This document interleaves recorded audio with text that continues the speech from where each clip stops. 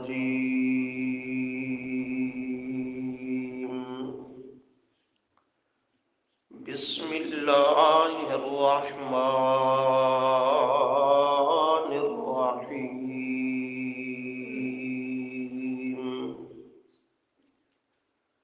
وَلَقَدْ صَرَّفْنَا لِلنَّاسِ فِي هَذَا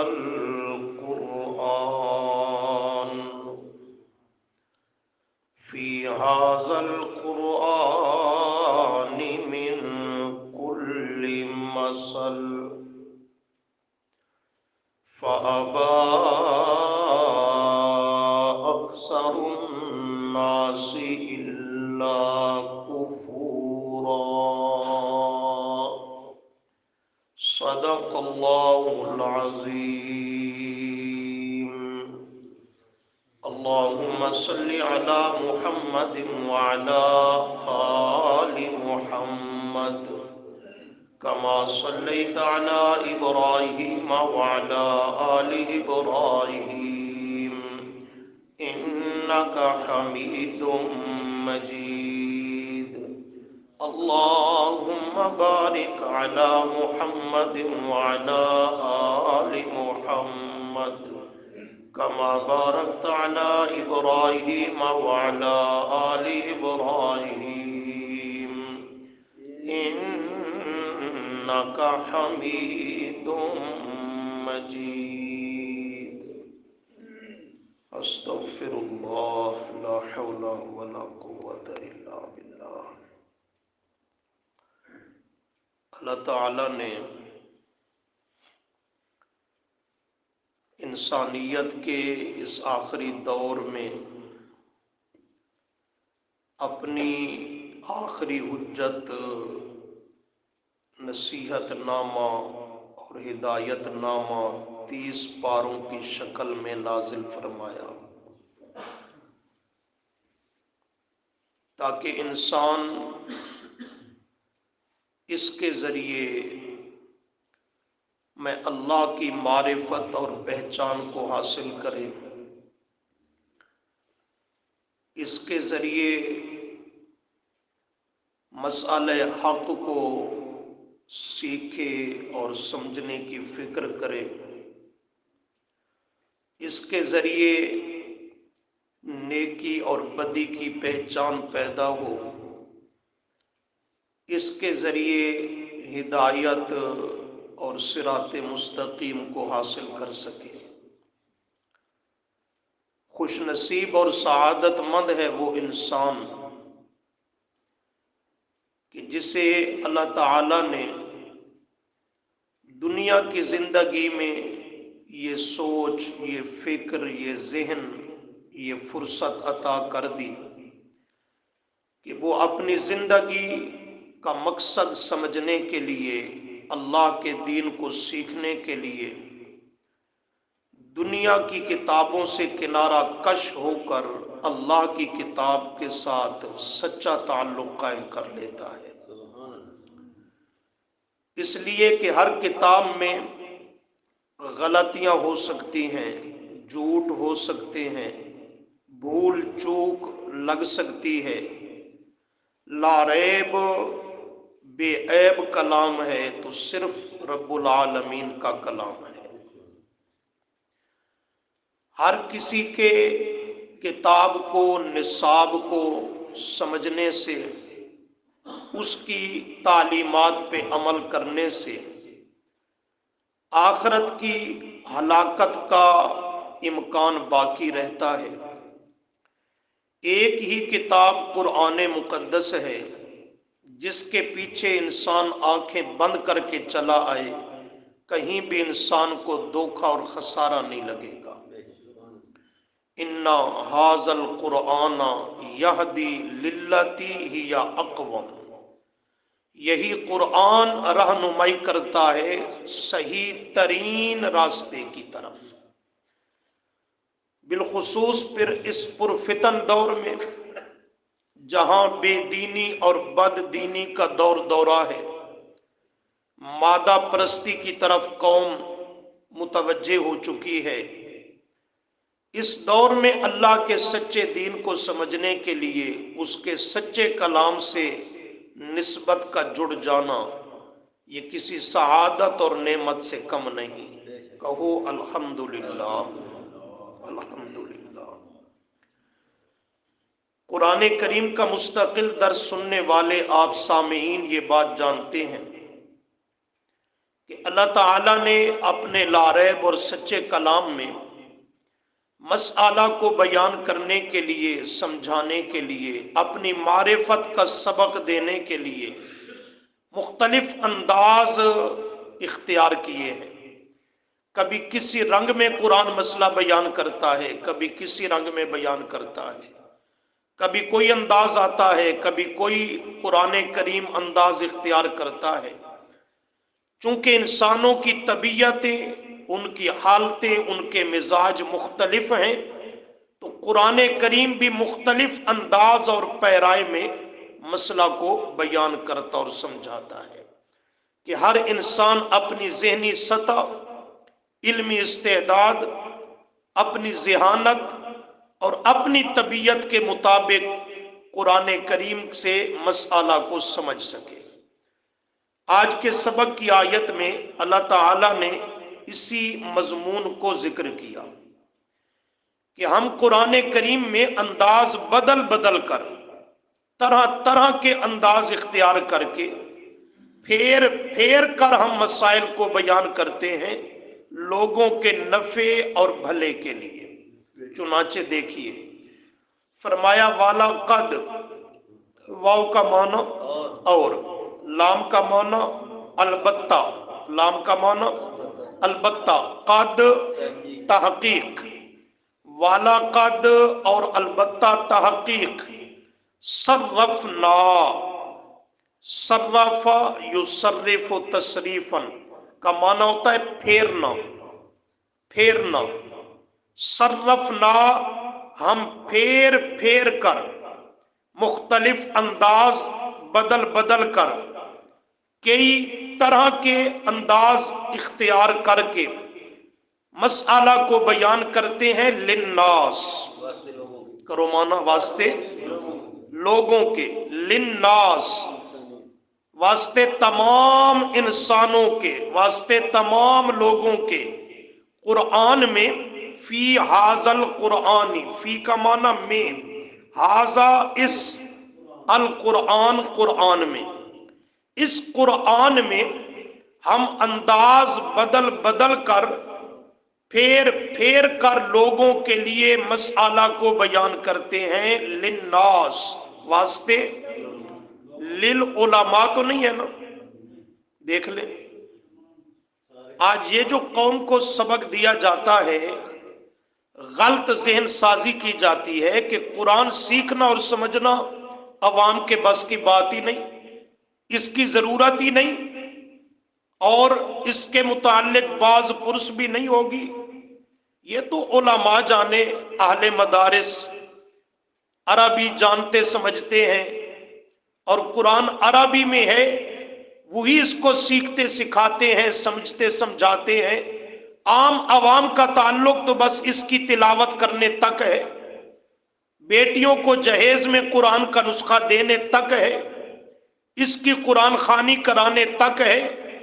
یہ جو قوم کو غلط راستے پہ ڈالا گیا کہ عوام کا تعلق قرآن کے سیکھنے سکھانے میں کوئی نہیں، اور یہ عوام کی ضرورت نہیں، قرآن اس عذر کو اور اس اعتراض کو دور کر رہا ہے، اس ذہن کو غلط ثابت کر رہا ہے، اور فرمایا وَلَقَدْ صَرَّفْنَا لِلنَّاسِ، لِلنَّاسِ واسطے تمام لوگوں کے، واسطے تمام انسانوں کے ہم مسئلہ پھیر پھیر کر بیان کرتے ہیں فی حاذل قرآن، اس قرآن میں، واسطے تمام انسانوں کے۔ تو آپ دوستوں کو اتنی بات سمجھ جانی چاہیے کہ یہ تمام انسانوں کے لیے قرآن میں اللہ نے مسائل کو بیان کر دیا۔ ان انسانوں میں مولوی آ جائیں تو بہت بہتر ہے، جی نہ ہے تب بھی تمہیں پریشان ہونے کی نہیں ضرورت، تم اس میں شامل ہو۔ انسانیت نہ ہو، لوگوں کو جانتے بوجھتے غلط راستے پہ ڈالے تو کاہے کا انسان ہے؟ انسان تو انسانیت سے ہے۔ جو رب کی کتاب سے دور کرے، مولوی ہے، بڑا ہے، چھوٹا ہے، وہ کاہے کا انسان ہے؟ اللہ کی کتاب سے دور ہو کر نہ دنیا ہے نہ آخرت ہے۔ قوم کو ہلاکت اور گمراہی میں جو ملا ہو کر دھکیلنا چاہتا ہے، تو وہ آدمی انسانیت اس میں موجود نہیں، کھو چکا ہے۔ وَلَقَدْ اور البتہ تحقیق صرفنا پھیر پھیر کر ہم بیان کرتے ہیں، للناسی واسطے لوگوں کے، فی ھذا القرآن اس قرآن میں، من کلی مثالن، من کلی مثالن، مثالن کا معنی عمدہ، عمدہ مسائل، من کلی مثالن ہر عمدہ مضمون، ہر انسان کی ہدایت کا مسئلہ، ہر عمدہ بیان ہم وہ اس میں کھول کھول کر اور پھیر پھیر کر بیان کرتے ہیں کہ ہمارے بیان کرنے میں کوئی کمی اور نقص نہیں ہے۔ لیکن فَأَبَى اکثر الناس الا کفورا، فَأَبَى پس انکار کیا، ابا کا معنی انکار کیا، فا پس ابا انکار کیا، اکثر الناس لوگوں کی اکثریت نے، لوگوں کی اکثریت نے انکار کیا قرآن کے مسئلہ کا، اللہ کی توحید وحدانیت کا، پیارے محبوب صلی اللہ علیہ وسلم کی سیرت و سنت کا، دین ہدا، دین حق کا۔ فَأَبَى پس انکار کیا اکثر الناس لوگوں کی اکثریت نے، اکثر لوگوں نے انکار کیا، وہ قبول کرنے اور ماننے کے لیے تیار نہ ہوئے۔ یا اللہ پھر اس کا انکار کیا تو قبول انہوں نے کس کو کیا؟ فرمایا الا مگر، الا مگر کفورن، انہوں نے کفر کو اختیار کیا، انہوں نے ناشکری اور ناقدری کو قبول کر لیا، باقی حقائق کا اکثر لوگوں نے ابا انکار کر دیا۔ آیت میں مقصودی جملہ یہ ہے کہ ہم نے ہدایت کے مضامین، عمدہ مسائل، اپنی معرفت اور پہچان کا سبق صرفنا کھول کھول کر، انداز بدل بدل کر، پھیر پھیر کر لوگوں کے لیے بیان کر دیے۔ وہ کیا انداز قرآن اختیار کرتا ہے؟ کبھی تو قرآن کریم کا انداز ہوتا ہے ترغیباً، ترغیب دلاتا ہے، تبشیر اور بشارت پیش کرتا ہے، خوشخبریاں سناتا ہے۔ پیار کا انداز ہے قرآن کا مسئلہ سمجھانے میں کہ یہ مسئلہ مان جاؤ، اسے قبول کر لو، اللہ تمہیں جنت کی بشارتیں دیتا ہے، آخرت کی کامیابی کی خوشخبریاں اسی پر ہیں۔ یہ قرآن پیار کے رنگ میں ترغیب دیتا ہے، اس کو کہتے ہیں تبشیرات، بشارتیں سنا سنا کر، آخرت کے انعام کے تذکرے کر کر کے۔ اور کبھی قرآن تخویفات، ڈراتا ہے، خوف دلاتا ہے، مسئلہ مان لو وگرنہ اس کی پکڑ اور گرفت میں آ جاؤ گے۔ یہ دو انداز، یہ ہے صرفنا کا مفہوم۔ کبھی آخرت کی جنت کی اور رب کی رحمت کی خوشخبریاں سنا کر، اس کو ماننے سے یہ فائدہ ہوگا، اور کبھی تخویفات، خوف دلا کر، ڈرا کر کہ اس کو مان لو وگرنہ اللہ کی پکڑ میں آ جاؤ گے، یہ نقصان ہو جائے گا۔ تو یہ دو انداز قرآن اختیار کرتا ہے۔ اس پر ایک جامع آیت دیکھیں گے 24ویں پارہ سے، تھوڑا سا اس بات کو سمجھنا ہے قرآن مسئلہ کیسے انداز بدل بدل کر سمجھاتا ہے۔ 24واں پارہ سورہ حامیم المؤمن کی ابتدا، صفحہ 745، 745۔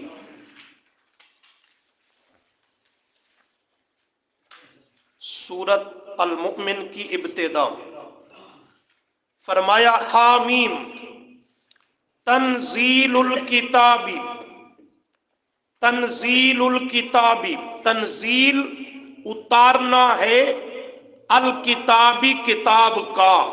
تنزیل کا معنی تدریجاً اتارنا، ایک دفعہ نہ، तदरीजन, पै दर पै, थोड़ा थोड़ा करके नुजूल उतारना।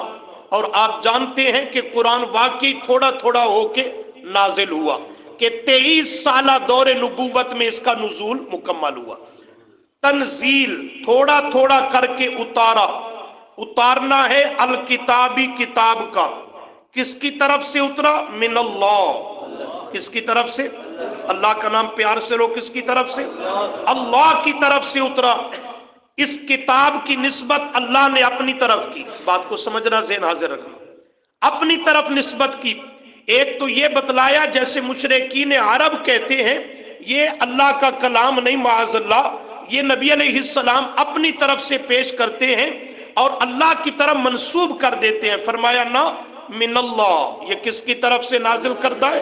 अल्लाह की तरफ से नाजिल करदा है, ये उसी का बरहक कलाम है। और दूसरा, अपनी तरफ निस्बत करके हमें मुतवज्जे किया, ये मामूली जात का कलाम नहीं है। मिनल्लाह, ये मामूली जात की तरफ से नाजिल किया हुआ कलाम नहीं। इसे मामूली समझकर नजरअंदाज, पसे पुश्त न डाल बैठना। क्यों? इसलिए कि मिनल्लाह, ये अल्लाह का कलाम है, उसी की तरफ से इसका नुजूल हुआ। कौन अल्लाह? आगे अपना तारुफ करवाया। कौन अल्लाह? फरमाया अल अजीज, जो जबरदस्त है, ताकत, कुव्वत, कुदरत, गलबे वाली जात है। क्या माना? इसे मामूली समझकर नजरअंदाज किया ना, इससे रूगर्दानी की, तो इसको नाजिल करने वाली जात कमजोर, आजिज नहीं, अल अजीज जबरदस्त है, वो तुम्हें सजा देने और पकड़ने पर कादिर है। डरावा दिया कि नहीं दिया? डराया, सजा देने पर कादिर है, गालिब कुदरत वाली जात है। या अल्लाह, किसने इससे रूगर्दानी की, किसने नहीं की? किसने इसको माना, किसने कुरान को नहीं माना? मुजरिम कौन है, कौन नहीं कुरान का, इसके लिए तो इल्म का होना जरूरी है। सजा जो देनी है तो इल्म का होना जरूरी है कि वाकई ये मुजरिम है भी सही या नहीं। तो फरमाया मुजरिम कौन है, कौन नहीं, इसका जानना तो रहा अपनी जगह। मेरी जात तो है अल अलीम, अगली सिफत को जिक्र किया, मेरी जात तो है अल अलीम। अल अलीम का माना हर शय का पूरा पूरा इल्म रखने वाला, इंसानों का, जिन्नात का, मलाइका, फरिश्तों का, अशरातुल अर्ज का, परिंद चरिंद, हैवानात, कायनात की हर शय मखलूक, उसका पूरा पूरा इल्म रखने वाला हूं। जानता हूं किसने इससे रूगर्दानी की और किसने नहीं की। गाफिर ज़ंब, ये प्यार का अंदाज आ गया। गाफिर मगफिरत फरमाने वाला है, बख्शने वाला है। अज़ंब, गुनाह का, गुनाहों का बख्शने वाला है अल्लाह। छोटे सगीरा गुनाह मुराद है जो बगैर तौबा के भी मुआफ हो जाते हैं। इंसान के नेक आमाल वो छोटे छोटे गुनाहों को मिटा देते हैं। गुनाह के दराजात है, सगीरा, कबीरा, फिर उसमें बड़े दराजात है। तो जो सगीरा गुनाह है वो बगैर तौबा के भी क्या हो जाते हैं? मुआफ हो जाते हैं, बगैर तौबा के भी। हदीस में आता है, हजरत उस्मान रजी अल्लाह ताला अन्हु रावी हैं, नबी अलैहिस्सलाम ने फरमाया जब इंसान वुजू करता है, बशर्ते अच्छे तरीके पे वुजू करे, वुजू में जितने आज़ा वो धोता है, उन आज़ाओं से जो गुनाह छोटे ये सरजद हुए, अल्लाह वुजू के साथ उन गुनाहों को भी धो और मिटा देता है। और सूरह हूद में जुमला है कुरान करीम में, इन्नल हसनात युज़हिबन सय्यिआत, हसनात नेकियां, युज़हिबन सय्यिआत, सय्यिआत बुराइयां, उनको नेकियां मिटा देती हैं, दूर कर देती हैं। तो गाफिर ज़ंब, बख्शने वाला है सगायर, छोटे गुनाहों का। या अल्लाह, बड़े जो कबीरा गुनाह हमसे होते हैं उनका कैसे इजाला और उसकी बख्शिश होगी? फरमाया व काबिल तौब, काबिल कबूल करने वाला है, अतौब, तौबा का, उन पे तौबा करो वो तौबा कबूल करने वाला है। ये प्यार का अंदाज है। फरमाया शदीदिल इक़ाब, उसकी पकड़ बड़ी सख्त है। शदीद अल इक़ाब, उसकी पकड़ बड़ी सख्त है।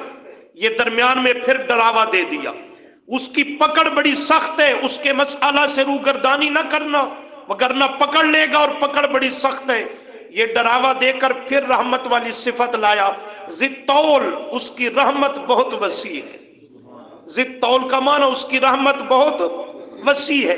اب غور کریں، یہ دونوں طرح کی صفات قرآن لایا، بشارت بھی دی، ترغیب بھی دی، پیار کا رنگ بھی اختیار کیا، اور ساتھ ساتھ ڈرایا بھی ہے۔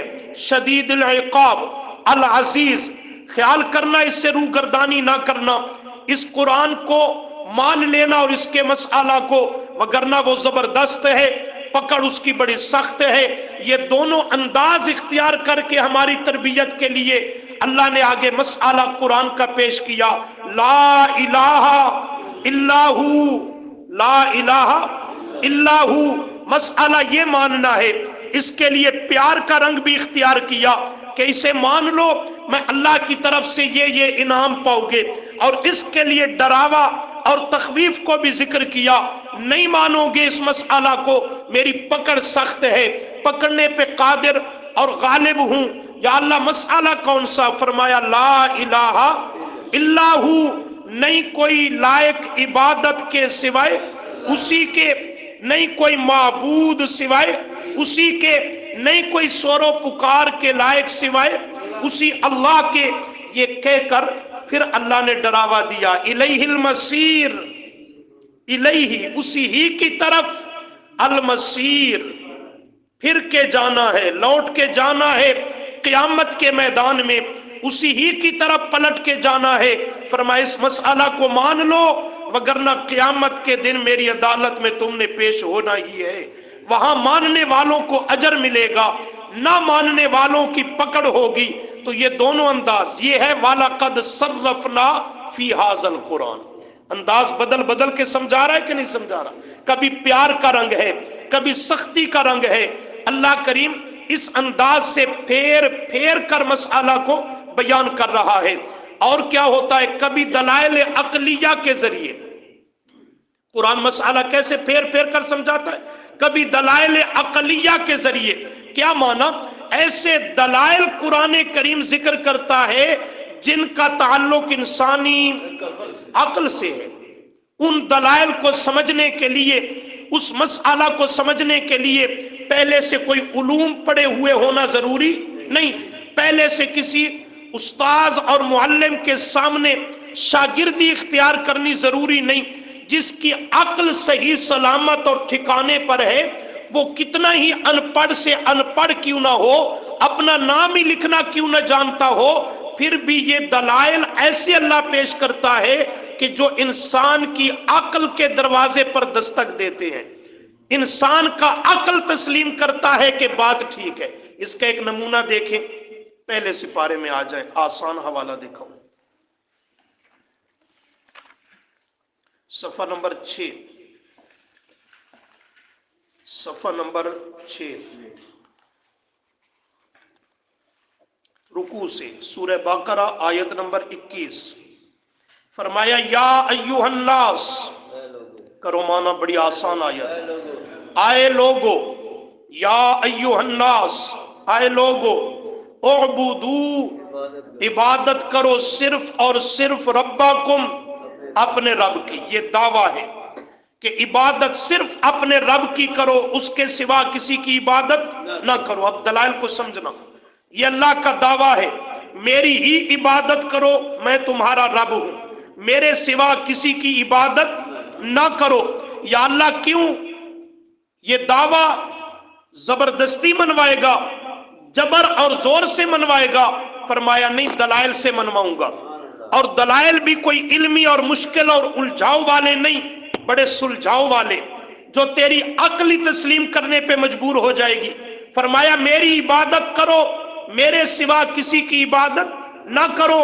یا اللہ کوئی دلیل، تیری ہی عبادت کریں، تو ہی معبود برحق ہے، تیرے سوا کوئی نہیں۔ فرمایا دلیل پہلی سنو، الذی خلقکم، اللہ وہ ذات ہے جس نے تمہیں پیدا کیا، تمہارا خالق میں ہوں، تمہارا پیدا کرنے والا میں ہوں، میرے سوا انبیاء کی شان برحق اولیاء کا مقام برحق، فرشتوں کی عظمتیں برحق، نیکوکار ہستیوں کا مقام اور مرتبہ برحق، لیکن اتنی بات تو تم بھی سمجھتے ہو میرے سوا تمہارا خالق پیدا کرنے والا کوئی نہیں، تو پھر جب پیدا کرنے والا میں ہوں تو عبادت بھی صرف میری کر۔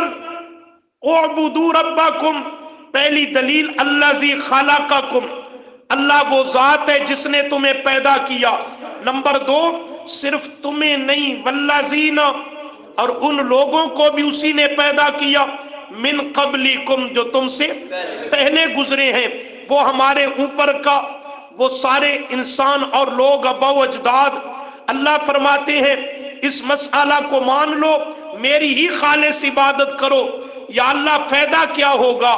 فرمایا لعلکم، تاکہ تم تتقون، بچ جاؤ، تاکہ تم بچ جاؤ دنیا میں شرک سے اور آخرت میں میرے عذاب سے بچ جاؤ۔ یا اللہ بس یہی دو دلیلیں؟ فرمایا نہیں، اللہ وہ ذات ہے جعل، جس نے بنایا لکم، واسطے تمہارے، الارض، زمین کو، فراشن، بچھونا، فرش، والسماء، اور آسمان کو، بناءً، چھت، بناءً، چھت بنایا، وانزل، اور اتارا، من السماء، آسمان سے، نہ آسمان کی طرف سے، ماءً، پانی، بارش۔ یہ بارش آسمان میں سے نہیں آتی، یہ بادلوں میں سے آتی ہے، آسمان کی طرف سے، آسمان کے اندر سے بارش نہیں آتی، بادلوں سے آتی ہے۔ تو وہ چونکہ آسمان کی طرف ہے بلندی پر، تو آسمان کی طرف سے اس بارش کو برسایا، زمین میں پانی پہنچایا، اسے سیراب کیا، سرسبز و شاداب کیا، فاخرج، پس اس نے نکالا، بھی اس پانی کے ذریعے، زمین کو سیراب کر کے، من الثمرات، پھلوں کو، کیوں نکالا؟ رزق لکم، تمہاری روزی اور رزق کا انتظام کر دیا، رزق لکم، تمہاری روزی اور رزق کا انتظام کر دیا۔ اللہ فرماتے ہیں جب یہ سارے کمالات میرے، سمجھنا تمہارا خالق میں، سمجھیے تمہارا خالق میں، تمہارے آباء و اجداد، باپ دادوں کا خالق میں، زمین کو فرش بچھونا بنانے والا میں، آسمان کو چھت بنانے والا میں، آسمان سے بارشیں برسانے والا میں، زمین کو سیراب کر کے باغات نباتات اگانے والا میں، تمہاری روزی اور رزق کا انتظام کرنے والا میں، تو اعبدوا ربکم، عبادت کے لائق بھی صرف میں، عبادت کے لائق بھی صرف میں۔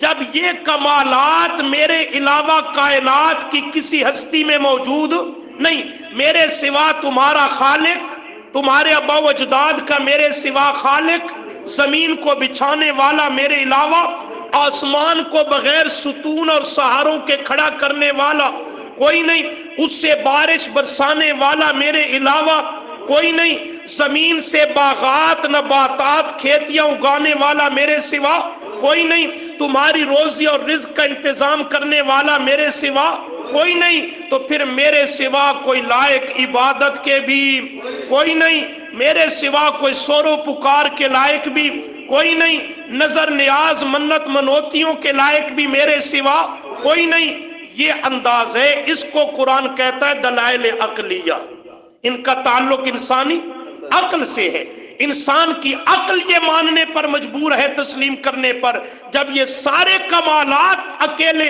اللہ کے ہیں تو پھر عبادت کے لائق بھی اکیلا اللہ ہے۔ ایک اور مقام دیکھ لیں جی، 23واں پارہ سورہ الزمر،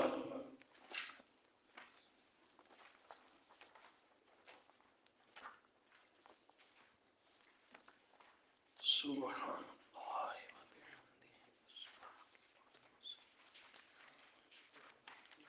صفحہ 731، 731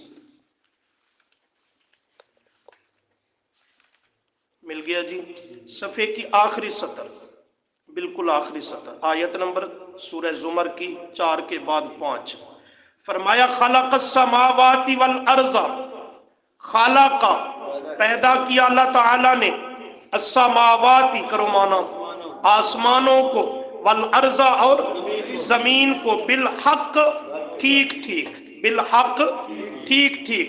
ذرا یہ صفات ذہن میں رکھنا، آسمانوں کو پیدا کیا، زمین کو پیدا کیا. آگے یکور اللیل علی النہار، یکور اس نے ڈھانپ لیا، ڈھانپ دیا، اللیل رات کو، چڑھا دیا، ڈھانپ دیا. یکور کور سے ہے، کسی شے پہ کور چڑھاتے ہو تو وہ شے اس میں ڈھک جاتی ہے، چھپ جاتی ہے. یکور اللیل وہ ڈھانپ دیتا ہے رات کو، علی النہار دن پر. سورج غروب ہو گیا، رات چھا گئی. وَيُكَبِّرُ النَّهَارَ اور وہ ڈھانپ دیتا ہے دن کو، علی اللیل رات پر. کیا معنی؟ رات کا نظام چلانے والا، دن کا نظام چلانے والا. آگے وَسَخَّرَ الشَّمْسَ وَسَخَّرَ اور اس نے مسخر کر دیا، کام میں لگا دیا، ڈیوٹی میں لگا دیا. کس کو؟ الشمس سورج کو، والقمر اور چاند کو، کلن ہر ایک، یجری جاری ہے، رواں دواں ہے اپنے راستوں اور منزلوں پہ، لِأَجَلٍ مُّسَمًّى ایک مقررہ وقت تک کے لیے. قیامت جب قائم ہوگی یہ سارا کائنات کا نظام درم برم ہو جائے گا. سورج چاند ستارے رات دن یہ آسمان و زمین یہ سب کیا نظام ہو جائے گا؟ ختم ہو جائے گا. فرمایا الا خبردار، کلمہ تنبیہ، الا خبردار، ہوا وہ اللہ، ہوا اشارہ ہے، وہ اللہ کون؟ وہ جو پیچھے کمالات پڑھ کے آ رہے ہو، جو آسمانوں کا خالق، ہوا وہ اللہ کون؟ جو زمین کا خالق، ہوا وہ اللہ کون؟ جو رات کا نظام چلانے والا، دن کا نظام چلانے والا، سورج کا نظام چلانے والا، چاند کی منزلیں مقرر کرنے والا، ہوا وہ اللہ. وہ کیسا ہے؟ فرمایا العزیز زبردست، غالب حکمت قدرت والا، اور غالب قدرت والا ہو کر الغفار بہت بخشنے والا. غفار مبالغہ کا صیغہ ہے، بہت ہی مغفرت فرمانے والا، بہت بخشنے والا. آگے خالقکم، سبحان اللہ، فرمایا یہ کائنات کا نظام تیرے سامنے پیش کیا. سمجھیے بڑا پیارا نقطہ ہے یہ، آسمانوں کی تخلیق، زمین کی پیدائش، رات دن کا نظام، چاند سورج کا نظام. اس پہ غور کر، اس کے ایک ایک انداز میں میری معرفت موجود ہے، میری پہچان کا ذریعہ موجود ہے. مسئلہ کو سمجھنے کے لیے عبرت ہم نے رکھ دی ہے، لیکن اگر میری کائنات کے نظام پہ غور و فکر کر کے بھی تجھے بات سمجھ نہیں آئی نا، تو کوئی حرج نہیں، ذرا اپنی تخلیق پہ توجہ کر، ادھر بھی عبرت کا سامان موجود ہے. خالقکم اللہ نے پیدا کیا تمہیں، خالقکم تمہیں پیدا کیا انسانوں. کیسے؟ من نفس واحدۃ ایک جان سے. کون؟ حضرت ابو البشر آدم علیہ السلام. ثم پھر جعل بنایا، منہا اس سے، یعنی اس کی جنس سے، منہا اے من جنسیہا اس کی جنس سے بنایا، زوجہا اس کی بیوی کو، اما حوا علیہ السلام اللہ اس کو بنایا. یہ پہلا جوڑا ہے، انسانیت کی بنیاد رکھی ہے.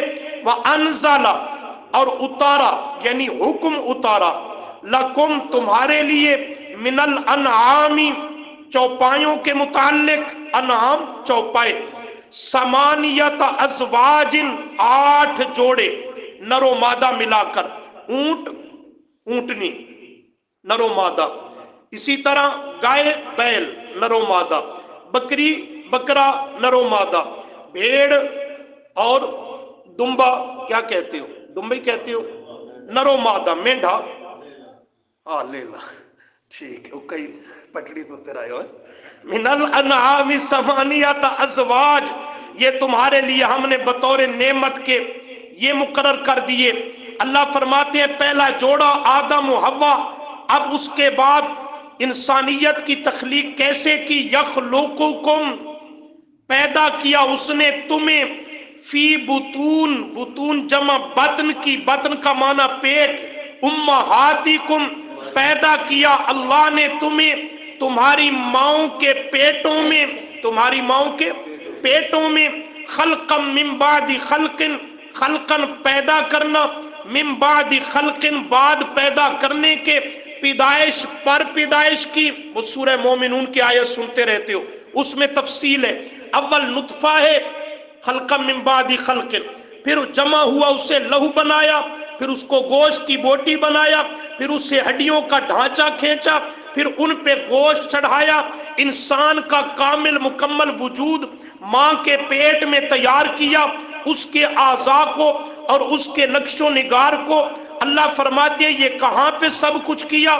فی ظلمات ثلاث، سبحان اللہ، فی ظلمات ثلاث، یہ سب اپنی قدرت کی کاریگری کی تین اندھیروں میں، ظلمات ثلاث، ماں کے پیٹ کا اندھیرا، اس کے اندر جھلی کا اندھیرا، اس کے اندر بچہ دانی کا اندھیرا، یہ تین پردے اور تین اندھیروں میں میری قدرت کی مشینری چلتی رہی، کن فیکون کا امر چلتا رہا۔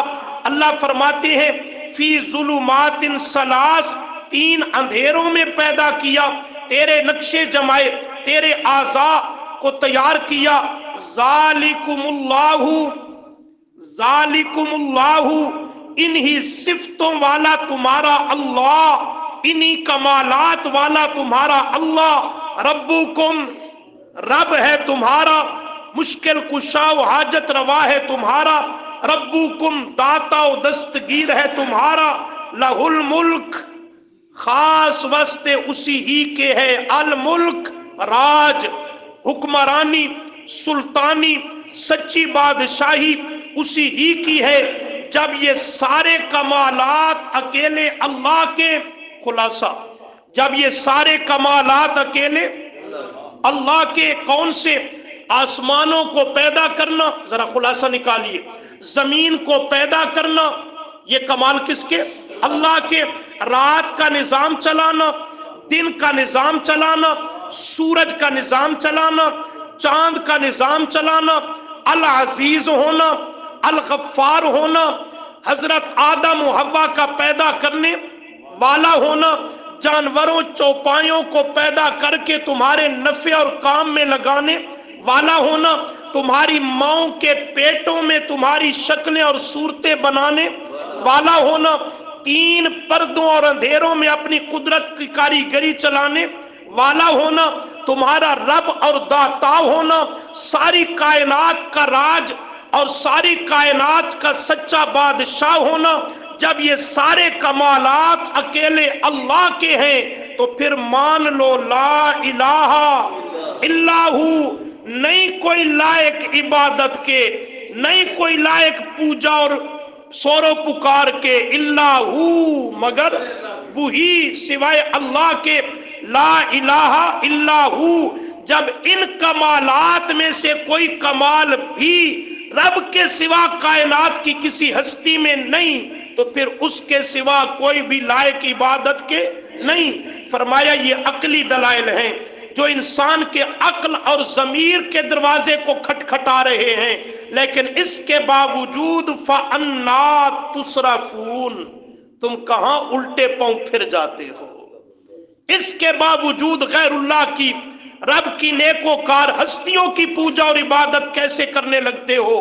رب نے تو قرآن میں مسائل کو صرفنا، کھول کھول کر بیان کیا، انداز بدل بدل کر بیان کیا، کبھی خوشخبریاں سنا کر، کبھی ڈراوا اور وعید سنا کر، کبھی دلائل عقلیہ جن کا تعلق انسانی عقل سے ہے، ان کے ذریعے اللہ نے مسئلہ کو کھولا، بیان کیا، جو ان پڑھ سے ان پڑھ آدمی بھی سے سمجھ سکتا ہے کہ کوئی نہیں سمجھ سکتا۔ اب اس مقام کو سمجھنے کے لیے پہلے کوئی پی ایچ ڈی کرنے کی ضرورت ہے، 14-18 علوم پڑھ کے آنے کی ضرورت ہے؟ یہ تو بالکل ان پڑھ اور کورے آدمی کو بھی سمجھ آنے والا کلام ہے۔ تو یہ انداز ہے۔ اللہ فرماتے ہیں قرآن نازل بھی کیا، اسے قیامت تک کے لیے محفوظ بھی کر دیا، پھر اس کو آسان بھی ایسا بنا دیا کہ امی بھی اسے سن لے، رب ان کے دلوں کو بھی منور کر دیتا ہے۔ اللہ عمل کی توفیق عطا فرمائے۔